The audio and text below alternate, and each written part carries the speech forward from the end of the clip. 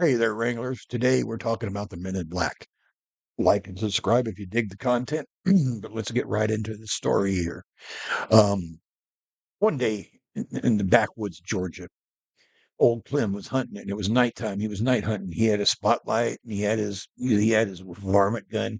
And now this ain't quite legal per se, but he'd spot the eyes of the critters in the trees or in the grass, and he'd shoot them and take them home or whatever and eat them up. And so he's out there and he's doing his thing, and he looks up in the sky and he sees something strange he ain't never seen before. Something like this here on your upper left of your screen now.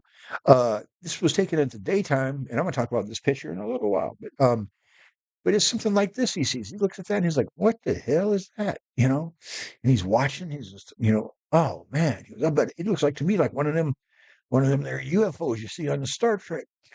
And he's looking at it, and then he's on the edge of a pasture because if the hunting don't work out, he likes to do some cow tipping. And sure enough, this thing gets closer and closer to the pasture. This ray fires down, levitates up a cow, and it disappears inside inside this object. And he goes, "Damn, that." He stutters just like I do. He goes, "That damn UFO just done abducted that cow." And he goes, and a lights come on in Clem's eyes. He's like, "I better get the hell out of here before they do the same damn thing to me because I heard what they do to you in there and everything." So he turns around and he starts to go out. He goes, "I don't want those.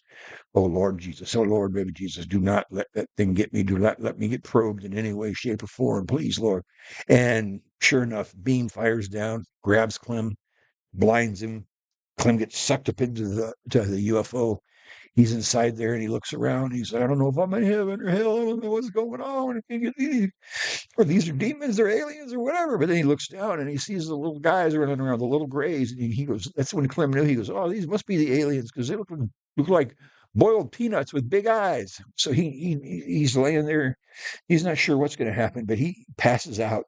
And the next few days, he wakes up, but he doesn't wake up inside the UFO. He wakes up outside, the stop and go, down on one of the roads near where he lives. And he's starting to wake up there, and he's surrounded by a couple police officers that know him, and he's a couple friends that know him. And the owners look at him and they say, "Clem, are you okay? What the heck's going on? Your clothes are all filthy and torn up, and you've been sleeping here. You're sprawled out. You're incoherent. Can you hear us now?" "Yeah, I can hear you boys." And he said, "Well, where the hell you been?" He goes, "Well, I went hunting, and then one of them god dang UFOs got me and took me up there. I sure was hope they didn't do what I think they did." And they're like, "Oh, come on, Clem. We know you like to turn one upside down now and then, but you didn't, ain't no UFO grabbed you and did nothing to you." He goes, "Well, yes, they did. The UFO come and got me, and it took me up. And there was a cow in there too. And next thing I know, I'm laying here and I'm working out, and he's looking around. He's got his little varmint gun and he's got his pack and stuff. And he's like, "I don't know why I woke up here. I don't remember much of what happened other than getting pulled up in there and seeing the little fellers with the big eyes, and they're running around and doing things." And he goes, "But I got to check some things in a little bit here at the doctor, if you all don't mind." "Oh no, Clem, we need to take you to the doctor. You don't just disappear for days on end and show up and us not worry about you because to be honest with you, boy, a lot of times it's hard to get rid of you." And he's like, "Well, hell, I know." But he goes, that was Clem's story, and they take him to the hospital. Well, while Clem's in the hospital, some strange looking men come to visit him. They look a lot like this photograph here. And they come in there to visit him, and they're asking him questions, and they're kind of intimidating, and they're telling him maybe he shouldn't say anything about this or whatnot. And then they leave. And these are the Men in Black that we all hear about. And they turn around and they go, and Clem's still pretty rattled. Not only did he get abducted by a UFO, but he got confronted by the Men in Black. So from that day forward, Clem was very careful on who he told the story to. He'd only, he kept his mouth shut about it unless he got really drunk, and then he'd tell everybody. But That's basically the story of Clem, and that gives you an overview of what the Men in Black experience is. So to surmise, usually a strange object or something is seen in the sky, or an alien is seen on the ground, and there's contact with the alien, abduction type, maybe not. And then after that happens, these men's in black show up, and they deal with the person, the victim, or whatever you call them with, and usually just creep them out, say some scary things. Okay, and these are actual pictures, supposedly, of men in black that I pulled off the internet. But I got to thinking about this. I don't know what they are. You don't know what they are. None of us do, unless there's a Men in Black that's subscribed to my channel here, a Man in Black, I guess you'd say. We don't know. There's a lot of speculation. The first one I dismissed is well, let me give you a little history first. Back in the 70s, there used to be a thing called Project Blue Book. And if people saw UFOs, the Air Force themselves would go out and talk to the people and get a witness account. Now, these guys weren't wearing Men in Black costumes, they were wearing Air Force uniforms, and they were professional. And this was the Project Blue Book. And they finally closed it after a while because they couldn't get anything worthwhile to help them solve the problem, or they either that or they did get something worthwhile and they shut it off, so they weren't making so much attention. So anyway, you got these these guys here.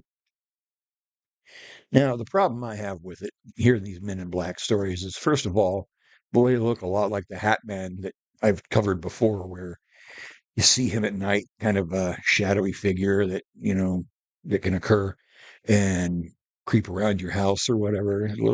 Maybe a little bit of that iconography is there, but these fellows show up, they do their thing, and they take off. But they go in there and like intimidate witnesses, or threaten people to keep quiet, or maybe they gather information from them. All of that kind of thing. Um, because of their UFO encounter. Now, what you just heard sounds completely reasonable, except that it's not. And why do you say that, Mr. Neon Wrangler?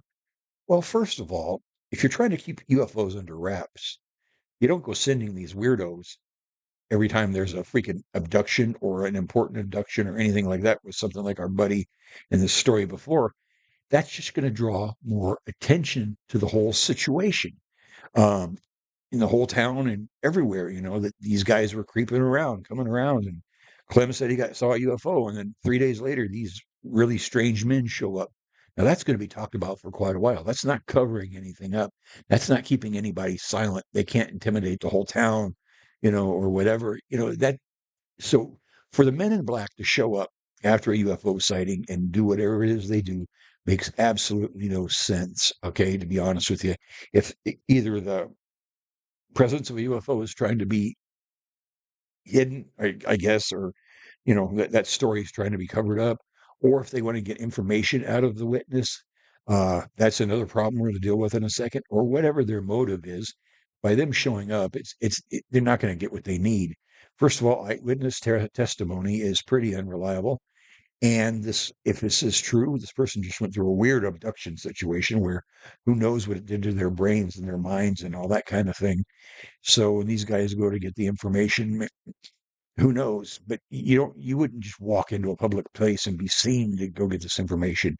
What might happen is they might show up and take you somewhere for a few days, a few more days, and ask, what's going on. In fact, I'll cite the case of Travis Walton, where the police showed up.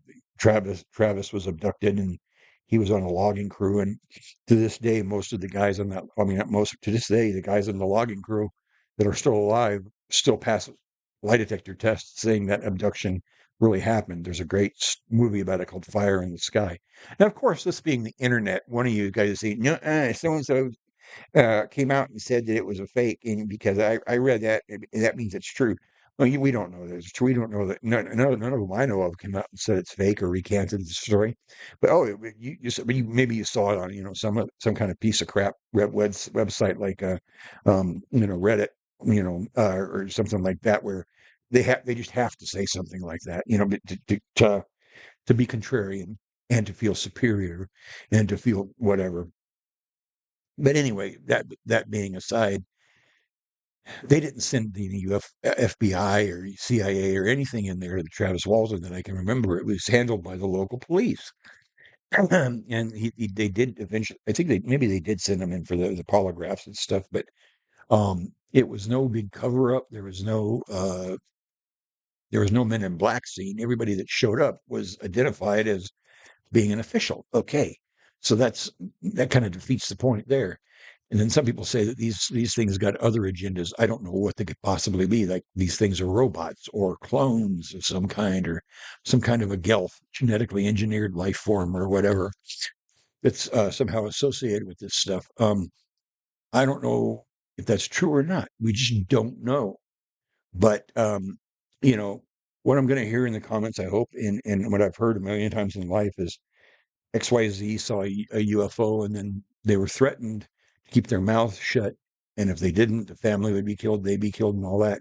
But that usually comes right from the government. That doesn't come from weird looking fellows like this. But in fact, just being on the internet, you see pictures like this and strange stuff like that.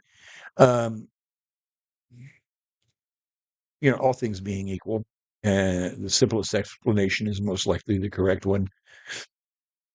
These are made for our benefit. These aren't real pictures of real things. I mean, they're real things, they're real people, but this is a costume, I would say, more or less, and that the jerky movements and the weird behavior and all that is constructed because we didn't have really these kind of accounts earlier. We had different kinds of accounts in the past, and of different things like that. But anyway, that's today's show about the Men in Black and what I think about it.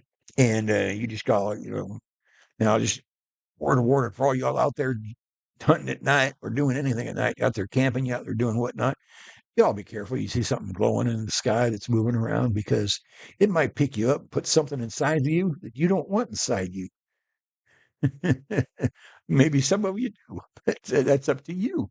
All right. We'll see you at the next roundup.